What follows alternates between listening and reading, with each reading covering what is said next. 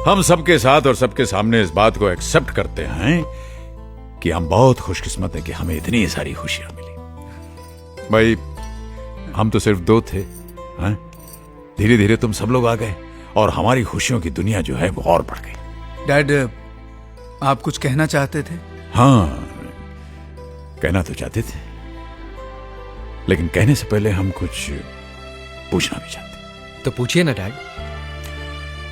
भाई देखो, हमने तो हमेशा ये माना कि हमारे बच्चे लायक हैं,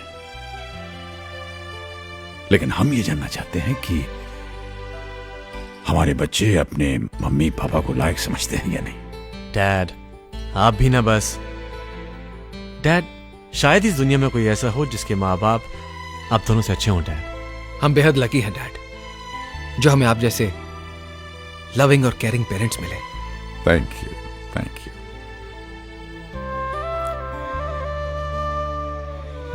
अब हम अपनी बात कर सकते हैं।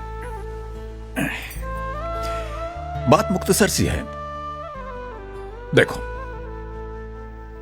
पिछले 40 सालों में हमने जो कुछ भी जमा किया, उसे अगर हम खर्च करना चाहें तो हिसाब ये बनता है कि फैमिली की जरूरतें पूरी करने के लिए ये जो हम जद्दोजहद कर रहे थे, इसमें हम लोग साथ होकर के भी साथ रह नहीं पाए। हमें तो पता ही नहीं चला कब तुम लोग बड़े हो गए और अपनी अपनी दुनिया में खो गए।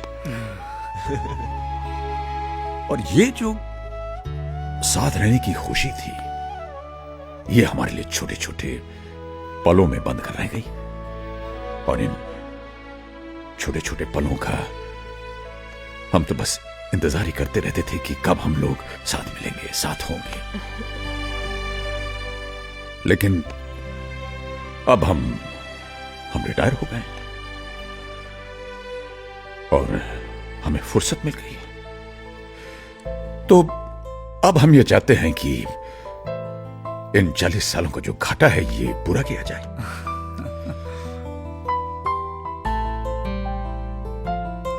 तुम लोगों को प्यार देकर,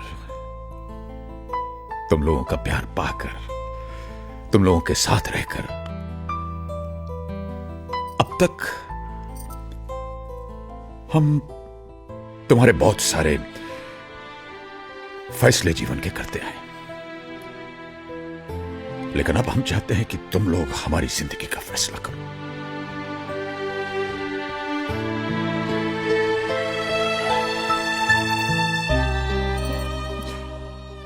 बेटा, तुम्हारे मम्मी पापा हम तुम लोगों से अलग नहीं रहना चाहते, तुम्हारे साथ रहना चाहते।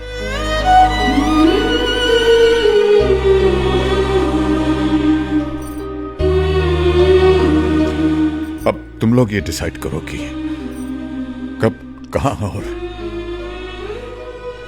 किसके साथ हम रहेंगे।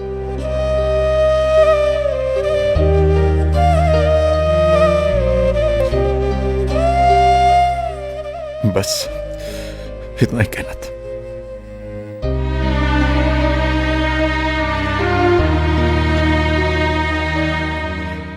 आपस में बात करना चाहते। नहीं, करो, हम लोग बाहर चले जाते हैं। चलो पूजा, बच्चों को काम करने दो।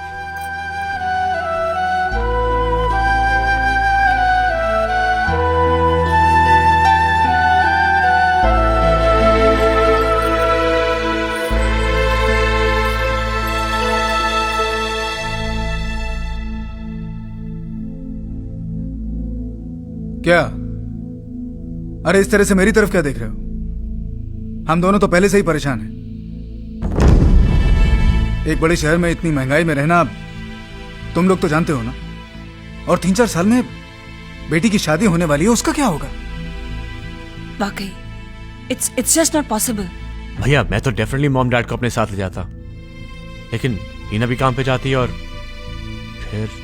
नहीं रे बाबा, पहले जाके ऑफिस में पिसो, उसके बाद में घर आके सास ससुर के नखरे सहो। मुझसे नहीं होगा भाई। मैंने तो अभी अपनी जिंदगी शुरू की है।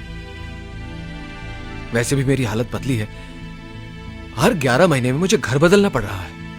करण, तुम ही उन्हें लेकर क्यों नहीं जाते, जिससे तुम्हारी भी देखभाल हो जाएगी और उनकी भी। वाह भाभी वाह, thanks for the suggestion but no thanks.